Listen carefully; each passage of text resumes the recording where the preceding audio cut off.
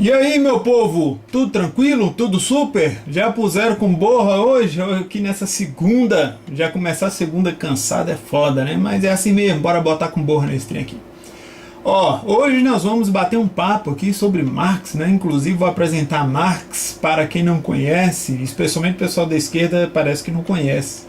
Mas vai ser interessante, então assim, vem comigo aqui, dá uma lida nesse texto que eu fiz aqui, dá uma lida sobre o que é a mais-valia, tente compreender, tente entender esse autor de esquerda que é muito falado, mas pouco lido, né?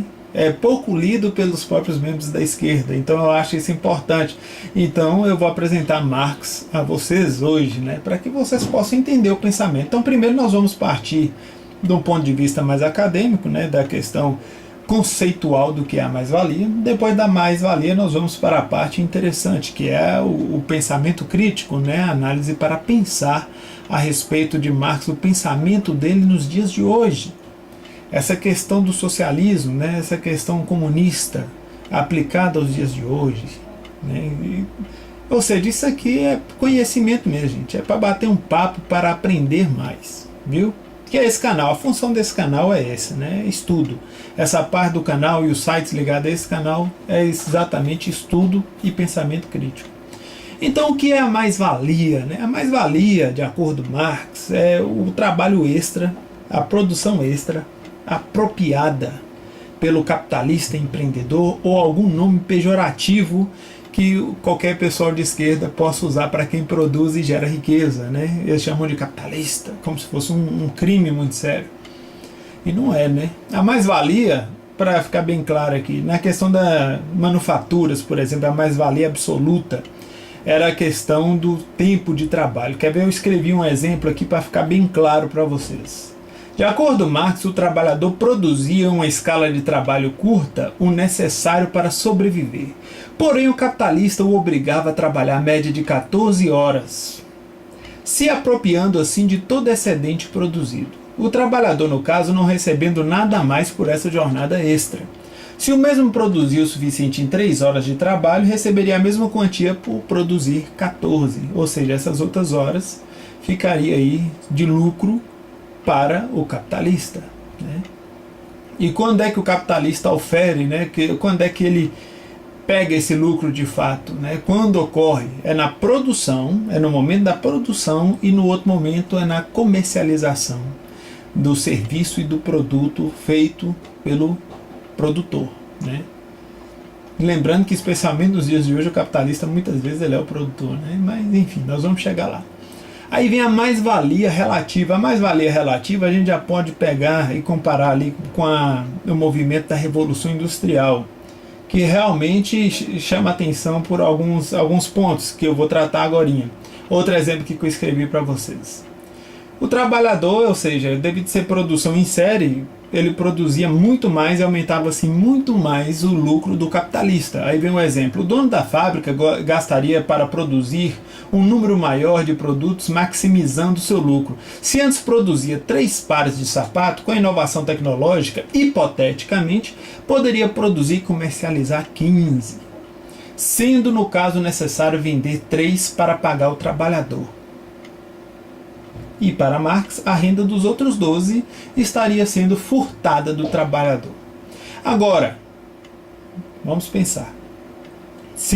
Um se bem grande, né? Para ninguém começar a xingar aí antes do tempo. Um se bem grande.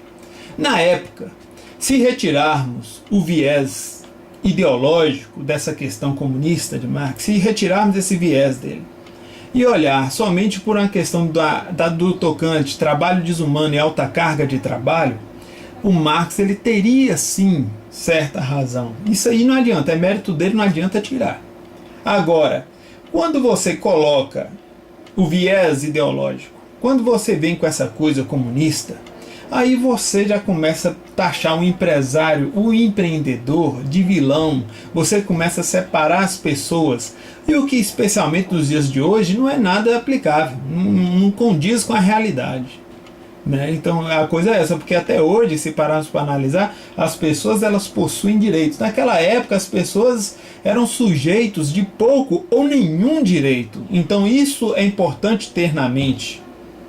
Especialmente quando se lê as obras dele e começa a viajar, né? Então o que eu falo, dar uma volta pela realidade é sempre bem-vindo. Sempre bem-vindo. Então, gente, esse negócio de criminalizar o gerador de riqueza, que é o empreendedor, que na verdade é você, né? Isso é uma coisa um pouco grave, isso é uma coisa que as pessoas têm que entender aonde se quer chegar, né? Qual o objetivo que se tem na vida com relação a essas coisas. Em resumo, se perguntarem para você, em questão acadêmica ainda, em questão de conceito, igual essa parte que eu trabalhei muito conceitual. Em resumo, o que é a mais-valia? Aí você vai responder, é o lucro excedente da produção do trabalhador, passado ao capitalista, donos do meio de produção, é chamado por Marx de mais-valia. Nos dias de hoje, sou ridículo aos ouvidos porque somos todos capitalistas, né?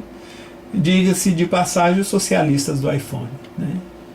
Então, é a realidade. Realidade. E o texto está muito mais claro do que eu falando aqui, porque o texto eu ainda fiz de forma bem mais resumida, bem mais clara, ou seja, o vídeo e o texto geralmente se complementam, né? Vamos à análise crítica, né? Vamos pensar, agora é a análise gostosa do texto, né? Que eu já gosto mais de trabalhar, que eu acho mais interessante. Será? O pessoal, antes de xingar, espernear, viu? Escuta primeiro.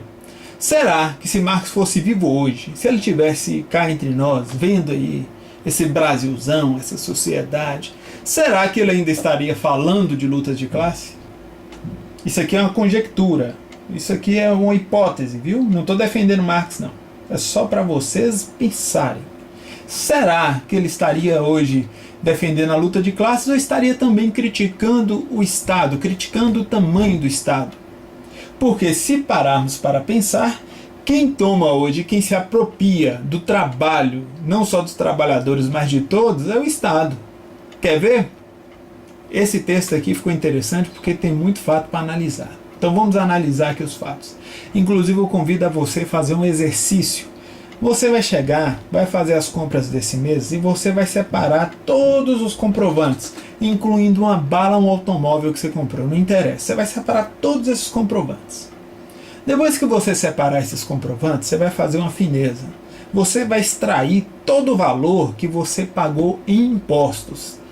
Não se esqueça do imposto de renda, que é o castigozinho que o Estado te dá por você gerar riqueza, né? Porque gerar riqueza, você sabe, você merece ser penalizado, né? Aí você vai extrair todo esse valor dos impostos e você vai descobrir que você é uma pessoa rica, que você ganha bem e que realmente uma grande parte do seu trabalho, desde quando você compra uma bolachinha, uma bala, está indo embora. Quando você compra qualquer bem, parte do seu dinheiro está indo embora. Ou seja, se você depois somar isso para todos os brasileiros, você vai ver que o Estado arrecada muitíssimo bem. E ainda há gente, e ainda há pessoas que defendem que o Estado tem que arrecadar mais, né? Enfim, eu acho que se administrasse melhor, né? Quem sabe, né? Diminuísse corrupção, já pensou? Já pensaram nisso, como é que seria mais interessante? Mas não, né? Tem que taxar as pessoas. A ovelha está aí para isso mesmo, né? É difícil.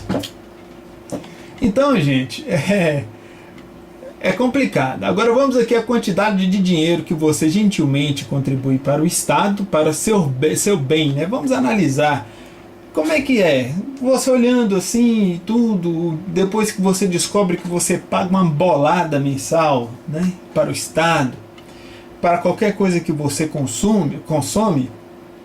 Então, como é que está aí o retorno desse serviço para você? Como é que está aí esse retorno?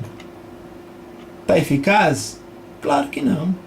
Esse imposto simplesmente está servindo para manter um pessoal no poder, inclusive um pessoal questionável, e não volta para você de forma satisfatória. Ou seja, o maior gerador de pobreza e miséria é o Estado.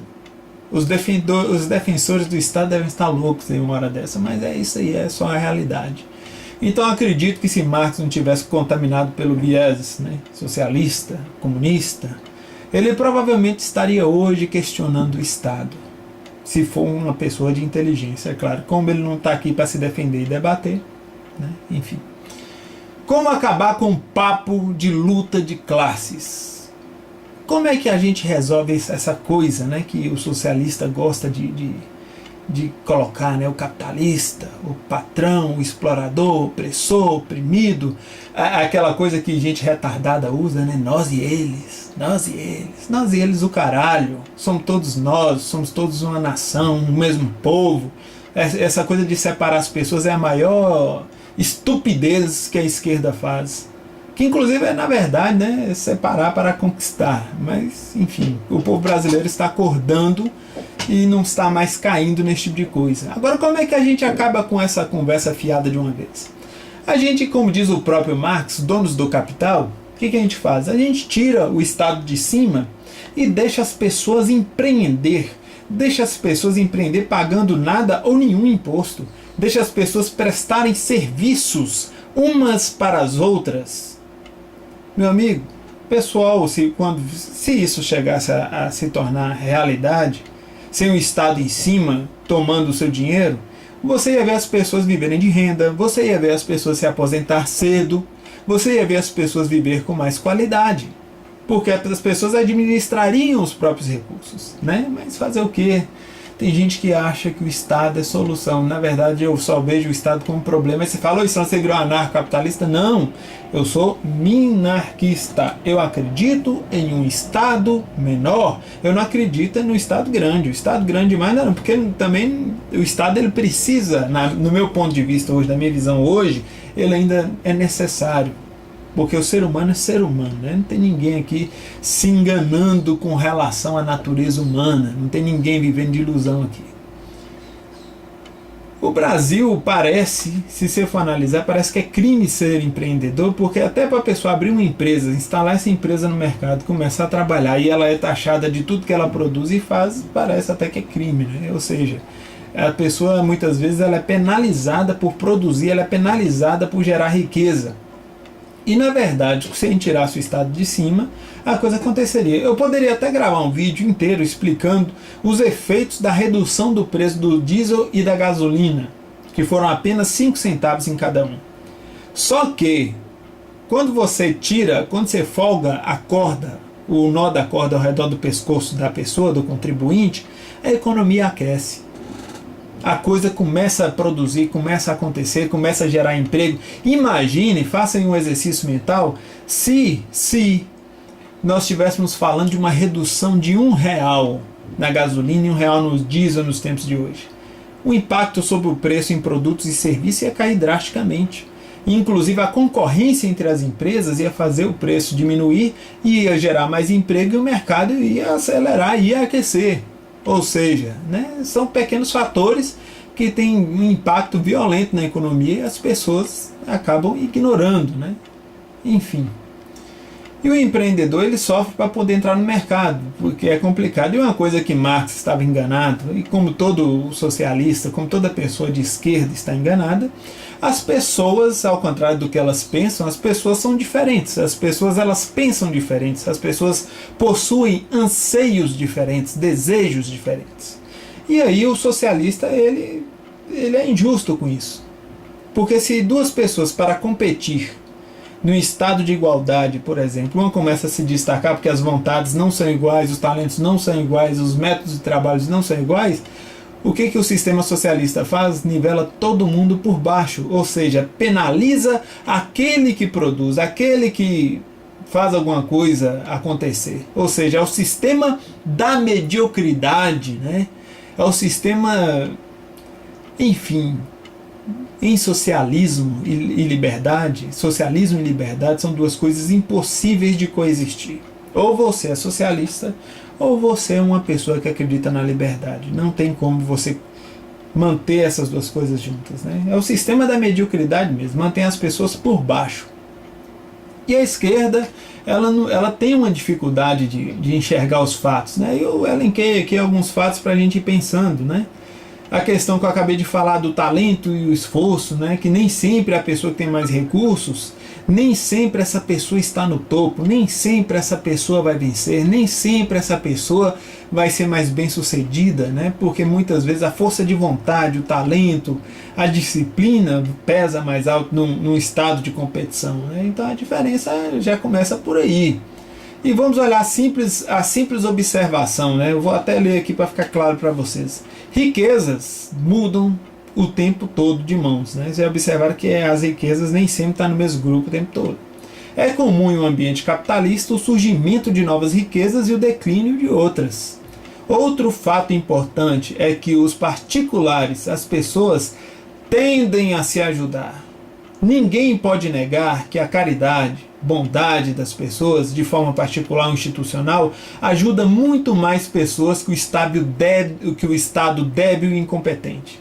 As instituições privadas, cidadãos com muito menos recursos, proporcionam auxílio muito mais nobre e eficaz do que qualquer assistência politiqueira escravizadora vinda do Estado. E quero ver quem nega um fato desse. Nós temos aí, por exemplo, eu recentemente li algo a respeito, não vou me aprofundar e não posso garantir o que eu vou dizer aqui. Mas eu vi por alto a Mansão do Caminho, do Carinho, de Valdo Franco, uma coisa assim. Pelo que me consta, pelo que eu li assim por cima, parece que é uma instituição que é mantida de forma privada. Parece que o Estado não interfere nessa instituição. E mesmo se interferir, a gente vê ali a grande presença do pessoal, né, da instituição privada. Outra coisa que a gente vê é as pessoas ajudando uma às outras, né? Ou seja, as pessoas de forma privada fazem mais bem à sociedade do que o Estado. Aí eu lhe pergunto, você paga o Estado por quê e para quê? São coisas que as pessoas têm que começar a pensar. Tem coisas que as pessoas têm que começar a entender. Lá no outro canal nós vamos tratar, e estamos tratando, da PEC 241. E eu não entendo até agora como é que as pessoas não estão questionando, por exemplo, o alto custo dos políticos para todos os brasileiros. O custo tanto para mantê-los como privilégios, ou seja, é tudo muito absurdo. Ou seja, é um Estado agigantado, pesado, incompetente, e aí você fica aí, endividado, tendo que pagar para viver, né? Ou seja, essa é a realidade do pessoal, porque a taxa tributária é altíssima do Brasil, né? Mas tem gente que diz que tem que aumentar, né? Mas está aí, vamos lá. Outra coisa que o pessoal da esquerda ignora é o desenvolvimento científico e tecnológico que existe nos países capitalistas. Isso aí é facilmente você comparar com um país socialista. Você vai lá e compara como é que anda o desenvolvimento deles e como anda o desenvolvimento dos países que não aderiram a esse sistema falido e medíocre, né? Esse sistema inferior. Essa é a grande verdade. Agora, isso aqui eu quero que vocês prestem bastante atenção. Nós já estamos finalizando e isso aqui eu quero atenção total, porque isso aqui vai acordar a mente de algumas pessoas. Sabem por que todo governo de esquerda termina empobrecendo a todos? Você sabe responder essa questão? Leia Marx e interprete. Para nós, não se trata de reformar a propriedade privada, mas de aboli-la. Não se trata de atenuar os antagonismos de classe, mas de abolir as classes. Não se trata de melhorar a sociedade existente, mas de estabelecer uma nova. Não se trata de melhorar a sociedade existente, mas de estabelecer uma nova. Tá aí. É por isso que você é incapaz de apontar uma única sociedade socialista, esquerda, que tenha dado certo. Porque tudo que a esquerda põe a mão, ela destrói. Porque ela tem um objetivo. Ela tem um fato que ela quer atingir. Ela quer destruir o que existe para criar uma sociedade onde todos estejam iguais. Lembrando, iguais à miséria, viu? Nivelados por baixo. Tá duvidando? Tem aí países que você pode checar a realidade sem muita dificuldade, né? Então é muito fácil. Não existe esse papo de deturpar Marx. Não existe. Isso aí é outra conversa fiada. O erro primário está em ignorar a liberdade individual. A partir do momento que você ignora a liberdade individual, O erro já nasce aí. É o erro primário, é a causa primária do erro de Marx. Porque para os socialistas e para Marx, as pessoas são produzidas em série, as pessoas são parecidas, elas têm o mesmo anseio e os mesmos desejos, e não é verdade. As pessoas não são produzidas em série, e elas devem, acima de tudo, serem respeitadas em sua individualidade e em suas decisões. É por isso que o socialista e o socialismo é o sistema da falência, da mediocridade e da limitação. Simples e claro. Para você que é esquerdinha e não lê seus próprios autores, eu lhe apresento Karl Marx. Inaplicável para os dias de hoje. Mas cada um acredita no que quiser. Espero ter sido útil para vocês. Não esquece de curtir, não esquece de compartilhar e até a próxima.